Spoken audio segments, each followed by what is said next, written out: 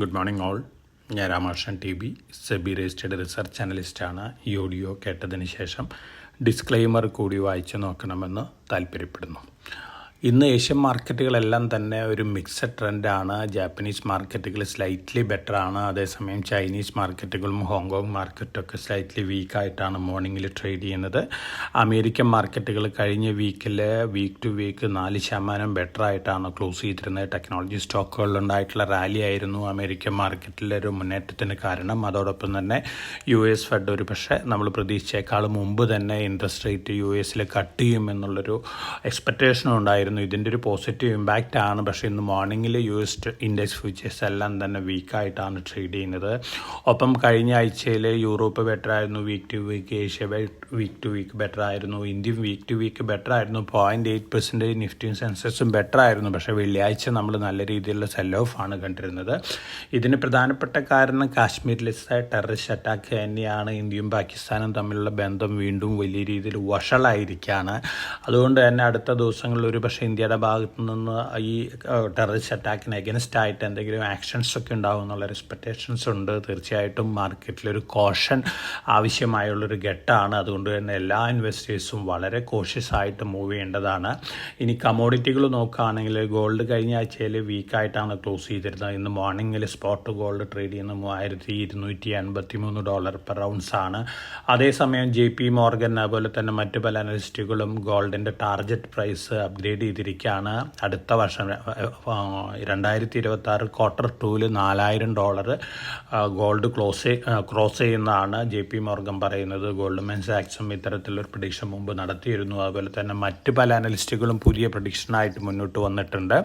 ട്രംപിൻ്റെ ഈ presidency അവസാനിക്കുന്നതോടുകൂടി gold $6000 cross ചെയ്യുന്നതാണ് പറയുന്നത്. തീർച്ചയായിട്ടും ഗോൾഡിനെ കുറിച്ച് വന്നുകൊണ്ടിരിക്കുന്ന ന്യൂസ് ഫ്ലോസ് ചൈനയിൽ നിന്നായാലും പോസിറ്റീവ് തന്നെയാണ്. പക്ഷേ ഒരു ഇമ്മീഡിയറ്റ് ആയിട്ടുള്ള ഒരു ബിഗ് റാലിക്ക് ശേഷമുള്ളൊരു കൺസോളിഡേഷനും പ്രോഫിറ്റ് ബുക്കിംഗ് ആണ് ഇപ്പോൾ നടക്കുന്നത്. അതിനുശേഷം വീണ്ടും ഗോൾഡ് മുന്നേറാനുള്ള സാധ്യതകളാണ് കാണുന്നത്. ഒരു പക്ഷേ പേസ് കുറച്ച് കുറഞ്ഞേക്കാം. എന്നിരുന്നാലും ഗോൾഡിൻ്റെ ട്രെൻഡ് പോസിറ്റീവ് തന്നെയാണ്. മറ്റ് കമോഡിറ്റികളെല്ലാം തന്നെ കഴിഞ്ഞ ആഴ്ചയിൽ ഫ്ലാറ്റ് ആയിരുന്നു. ഇന്ന് മോർണിംഗിൽ സ്ലൈറ്റ്ലി വീക്കായിട്ടാണ് എല്ലാ കമോഡിറ്റികളും ട്രേഡ് ചെയ്യുന്നത്. ഇനി നമ്മളെ സംബന്ധിച്ച് നോക്കുകയാണെങ്കിൽ Q4 റിസൾട്ടുകൾ കഴിഞ്ഞ ആഴ്ചയിൽ റിലയൻസ് ഇൻഡസ്ട്രീസ്, ചോളമണ്ഡലം ഫിനാൻസും ഒക്കെ ബെറ്റർ ദാൻ എക്സ്പെക്റ്റേഷൻസ് ആയിരുന്നു. അതിൻ്റെയൊക്കെ ഒരു ഇമ്പാക്റ്റ് ഇന്നാണ് കാണാൻ പോകുന്നത്. അതേസമയം നമ്മളെ സംബന്ധിച്ച് ഇൻവെസ്റ്റേഴ്സിനെ സംബന്ധിച്ച് വളരെ കോഷ്യസ് ആയിട്ട് വളരെ കോഷനോട് കൂടിയിട്ട് മാർക്കറ്റ് ആക്ടിവിറ്റീസിൽ ഏർപ്പെടേണ്ടതാണ്. കാരണം ബോർഡറിൽ വലിയ രീതിയിലുള്ള ഇഷ്യൂസ് വരികയാണെങ്കിൽ തീർച്ചയായിട്ടും മാർക്കറ്റിലൊരു റിയാക്ഷൻ ഉണ്ടായേക്കാം. വെള്ളിയാഴ്ച അതിൻ്റെ ഒരു ഇൻഡിക്കേഷനാണ്. അതുകൊണ്ട് തന്നെ അടുത്ത 2-3 ആഴ്ചകൾക്ക് ഒരു കോഷൻ അപ്ലൈ ചെയ്യുന്ന മാർക്കറ്റിൽ നല്ലതാണ്. തങ്ങളുടെ പോർട്ട്ഫോളിയോസ് പുട്ട് ഓപ്ഷൻ യൂസ് ചെയ്തുകൊണ്ട്, ഇൻഡെക്സ് പുട്ട് ഓപ്ഷൻ യൂസ് ചെയ്തുകൊണ്ട് ഹെഡ്ജ് ചെയ്യുന്ന രീതി നന്നായിരിക്കും. അതോടൊപ്പം തന്നെ ഓവർനൈറ്റ് പൊസിഷൻസ് അവോയ്ഡ് ചെയ്യുക. വെരി ലോങ് ടൈം മാത്രം ബൈ ചെയ്താൽ മതി. ഷോർട്ട് ടേം മീഡിയം ടൈമിൽ ഇൻട്രാഡേ പൊസിഷൻസൊക്കെ അതാ ദിവസം സ്ക്വയർ ചെയ്യുന്ന രീതിയിലേക്ക് മാറുന്നതായിരിക്കും അടുത്ത 2-3 ആഴ്ചകൾക്ക് നല്ലത്. ഒരു എക്സസ് കോഷൻ ആവശ്യമാണ്. കാരണം ഇപ്രാവശ്യത്തെ ഒരു ആക്ഷൻസ് ഇന്ത്യയും പാകിസ്ഥാനും തമ്മിൽ വലിയ രീതിയിലൊരു അഗ്രസീവായിട്ടുള്ളൊരു ഫൈറ്റൊക്കെ വരികയാണെങ്കിൽ തീർച്ചയായിട്ടും മാർക്കറ്റ് നല്ല രീതിയിൽ റിയാക്ട് ചെയ്യും. അതോടൊപ്പം തന്നെ പാകിസ്ഥാനെ സപ്പോർട്ട് ചെയ്തുകൊണ്ട് ചൈനയുടെ ഭാഗത്തു നിന്നുള്ള സ്റ്റേറ്റ്മെൻറ്റൊക്കെ വന്നിട്ടുണ്ട്. ലോകത്തിൽ മറ്റൊരു രാജ്യവും പാകിസ്ഥാനെ സപ്പോർട്ട് ചെയ്തിട്ടില്ല. പക്ഷേ ചൈനീസ് സ്റ്റേറ്റ്മെൻറ്റ് പാകിസ്ഥാനെ സപ്പോർട്ട് ചെയ്യുന്നതാണ്. ഒപ്പം വാവായുടെ സാറ്റലൈറ്റ് ഫോണുകളാണ് കാശ്മീരിൽ ടെററിസ്റ്റുകൾ യൂസ് ചെയ്തെന്നിട്ടുള്ള ഒരു റിപ്പോർട്ടും വരുന്നുണ്ട്. നമ്മുടെ ഏജൻസികൾ അത് അന്വേഷിച്ചുകൊണ്ടിരിക്കുകയാണ്. അപ്പോൾ ഇത്തരത്തിലുള്ള ഒരു സ്റ്റേറ്റ്മെൻറ്റുകളും ആക്ഷൻസൊക്കെ സൂചിപ്പിക്കുന്നത് പാകിസ്ഥാന് ചൈനയുടെ സപ്പോർട്ട് ഉണ്ടായിരുന്നുള്ള രീതിയിലുള്ളതാണ്. ഇതും മാർക്കറ്റിനെ സംബന്ധിച്ച് അത്ര നല്ലൊരു ന്യൂസൊന്നുമല്ല.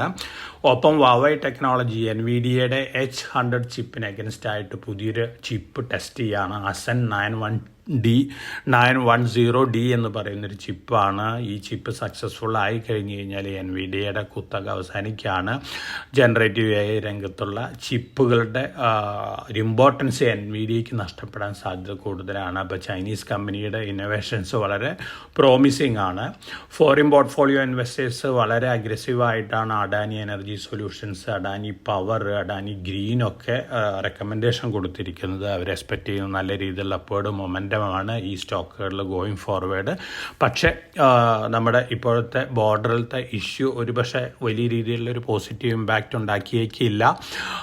അപ്പോൾ ഇത്തരത്തിലുള്ള അവസരത്തിൽ ലോങ് ടേം പോയിന്റ് ഓഫ് വ്യൂവിൽ കൺസിഡർ ചെയ്യാവുന്ന സ്റ്റോക്കുകൾ തന്നെയാണ് ഈ സ്റ്റോക്കുകൾ.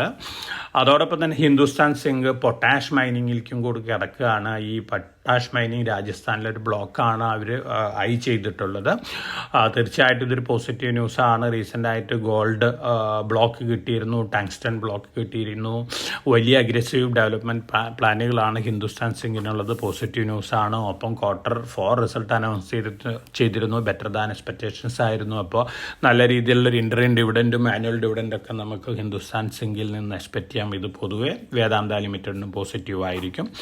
റിലയൻസ് ഇൻഡസ്ട്രീസിൻ്റെ Q4 result better than expectations ആയിരുന്നു. ടെലികോമിൽ average revenue per user ARPU 206 ഉയർന്നിട്ടുണ്ട്. ഇതും പോസിറ്റീവ് ന്യൂസാണ്. ഒപ്പം ബാറ്ററി എനർജി സ്റ്റോറേജ് അതുപോലെ തന്നെ സോളാർ PV മോഡ്യൂൾസ് സംബന്ധിച്ചുള്ള ന്യൂസ് ഫ്ലോസ് എല്ലാം തന്നെ റിലയൻസിന് പോസിറ്റീവാണ്. ഓവറോൾ ഒരു പോസിറ്റീവ് സെൻറ്റിമെൻ്റ് ആണ് റിലയൻസിൻ്റെ റിസൾട്ട് ലാർജ് ക്യാപ്പ് ഓഹരികൾക്ക് നൽകാൻ പോകുന്നു. പക്ഷേ ബോർഡർ ടെൻഷൻസ് തീർച്ചയായിട്ടും അതിൻ്റെ ഒരു ഇമ്പാക്റ്റൊക്കെ ഉണ്ടാക്കിയേക്കാം. അപ്പോൾ വളരെ കോഷ്യസ് ആയിട്ട് മാർക്കറ്റിൽ മൂവ് ചെയ്യുക. റിലയൻസ് ആയാലും വലിയ രീതിയിലുള്ള റാലി ഒന്നും നമ്മൾ എക്സ്പെക്റ്റ് ചെയ്യുന്നില്ല. ടെലികോം പൊതുവെ നോക്കുകയാണെങ്കിൽ ഗ്രോത്ത് മ്യൂട്ടഡ് ആണ്. അതുകൊണ്ട് തന്നെ ഒരു പക്ഷേ വലിയ രീതിയിലുള്ള ആക്ഷൻ റിലയൻസിൽ കാണാൻ സാധ്യതയില്ല. എന്നിരുന്നാലും ഒരു പോസിറ്റീവ് ബയാസ് തന്നെയാണ് നമ്മൾ റിലയൻസിൽ എക്സ്പെക്റ്റ് ചെയ്യുന്നത്. ഫോറിൻ പോർട്ട്ഫോളിയോ ഇൻവെസ്റ്റേഴ്സ് Q4 ഏറ്റവും കൂടുതൽ അഗ്രസീവായിട്ട് ഹോൾഡിംഗ് ഉയർത്തിയിട്ടുള്ളത് ധനലക്ഷ്മി ബാങ്ക്, ആപ്റ്റസ് വാല്യൂ അതുപോലെ തന്നെ കാർ ട്രേഡ്സിലൊക്കെയാണ്. ഈ കമ്പനികളെ സംബന്ധിച്ച് പോസിറ്റീവായിട്ടുള്ളൊരു ന്യൂസാണ്. അതോടൊപ്പം തന്നെ റെയിൽടെല്ലിൽ 90.08 crore ഓർഡർ ബാഗ് ചെയ്തിട്ടുണ്ട്. ഫോറിൻ പോർട്ട്ഫോളിയോ ഇൻവെസ്റ്റേഴ്സിൻ്റെ മറ്റ് ആക്ഷൻസൊക്കെ നോക്കുകയാണെങ്കിൽ സെലക്റ്റീവായിട്ട് അവർ നല്ല രീതിയിലുള്ള ബൈയിങ് ആണ് മാർക്കറ്റിൽ കഴിഞ്ഞ ആഴ്ചയിൽ നടത്തിയിട്ടുള്ളത്. ഇതൊക്കെയാണ് മാർക്കറ്റ് ന്യൂസ് ഫ്ലോസ്. അപ്പോൾ ബോർഡർ ടെൻഷൻ നിലനിൽക്കുന്ന കാരണം വളരെ കോഷ്യസ് ആയിട്ട് മാർക്കറ്റിൽ മൂവ് ചെയ്യണം. വലിയ രീതിയിലൊരു അഗ്രസീവ് ആയിട്ടുള്ളൊരു ഫൈറ്റൊക്കെ ബോർഡറിൽ വന്നു കഴിഞ്ഞ് കഴിഞ്ഞാൽ മാർക്കറ്റ് റിയാക്ട് ചെയ്യും. നിങ്ങളുടെ portfolios puttu options, Nifty puttu options ഉപയോഗിച്ച് ഹെഡ്ജ് ചെയ്യാൻ താല്പര്യമുള്ള ഇൻവെസ്റ്റേഴ്സിന് അറ്റ് മണി പുട്ട് ഓപ്ഷൻസ് ഉപയോഗിച്ച് ഹെഡ്ജ് ചെയ്യാവുന്നതാണ്. ഞാൻ സൺഡേ പോഡ്കാസ്റ്റിൽ എങ്ങനെയാണ് സിമ്പിൾ സ്ട്രാറ്റജി അപ്ലൈ ചെയ്യേണ്ടതെന്നുള്ള കാര്യം വിശദമായിട്ട് വിശദീകരിച്ചിട്ടുണ്ട്. അത് കേട്ടതിന് ശേഷം അത്തരത്തിലുള്ളൊരു ആക്ടിവിറ്റീസിൽ ഏർപ്പെട്ടാൽ മതി. വളരെ കോംപ്ലിക്കേറ്റഡ് ആയിട്ടുള്ള ഒരു ഹെഡ്ജിങ് ആക്ടിവിറ്റീസിലും ഇൻവെസ്റ്റേഴ്സ് ഏർപ്പെടേണ്ട. കാരണം അറിയാത്ത കാര്യങ്ങൾ ചെയ്തു കഴിഞ്ഞാൽ തീർച്ചയായിട്ടും തെറ്റിപ്പോയി കഴിഞ്ഞാൽ വലിയ രീതിയിലുള്ള ലോസ് വരാൻ ചാൻസസ് ഉണ്ട്. അപ്പോൾ ഇത്തരത്തിലുള്ള സ്ട്രാറ്റജികളിൽ ഏർപ്പെടുമ്പോൾ വളരെ കോഷ്യസ് ആയിട്ട് മാർക്കറ്റിൽ മൂവ് ചെയ്യുക. ഇതൊക്കെയാണ് ഇന്നത്തെ മാർക്കറ്റ് ന്യൂസ് ഫ്ലോസ്. വളരെ കോഷൻ അപ്ലൈ ചെയ്യേണ്ട കാര്യമാണ്. അതോടൊപ്പം തന്നെ വളരെ ദിവസങ്ങൾക്ക് ശേഷം പുതിയൊരു IPO വരികയാണ്.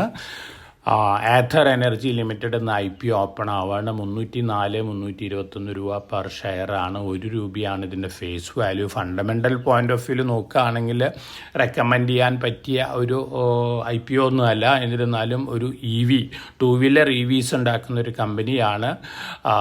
നല്ല രീതിയിൽ പെർഫോം ചെയ്യുന്നുണ്ട്. പക്ഷേ സ്റ്റിൽ ലോസ് മേക്കിംഗ് ആണ്. ടൂ വീലർ EVസും അതുപോലെ തന്നെ ബാറ്ററി പാക്കേജുകളാണ് ഇവരുടെ പ്രോഡക്റ്റുകൾ മേജറായിട്ടുള്ളത്. തീർച്ചയായിട്ടും ഒരു IPO വളരെ ഗ്യാപ്പിന് ശേഷം ഒരു IPO വന്നിരിക്കുകയാണ്. ഒരു പോസിറ്റീവ് സൈഡ് എന്ന് പറയുന്നത് വളരെ ചെറിയ ഇക്വിറ്റിയുള്ളൂ. 37.25 കോടി ഇക്വിറ്റി ക്യാപിറ്റലുള്ളൂ. ഈ IPO ഓഫർ ഫോർ സെയിലും ന്യൂ ഷെയർസും ക്ലബ്ബഡ് ആണ്. അപ്പോൾ IPOയിൽ ഇൻവെസ്റ്റ് ചെയ്യാൻ താല്പര്യമുള്ള ഇൻവെസ്റ്റേഴ്സിന് വേണമെങ്കിൽ അപ്ലൈ ചെയ്യാം. പക്ഷേ ഗ്രേ മാർക്കറ്റ് നോക്കുമ്പോൾ കാര്യമായിട്ടുള്ള ഗെയിൻ കിട്ടാൻ സാധ്യത കുറവാണ്. ലിസ്റ്റിങ്ങിന് ശേഷം ഒരുപക്ഷെ നമുക്ക് ഡിസ്കൗണ്ടഡ് റേറ്റിൽ കിട്ടാനുള്ള സാധ്യതകളൊക്കെ ഉണ്ട് മാർക്കറ്റ് സെൻറ്റിമെൻറ്റിനനുസരിച്ച്.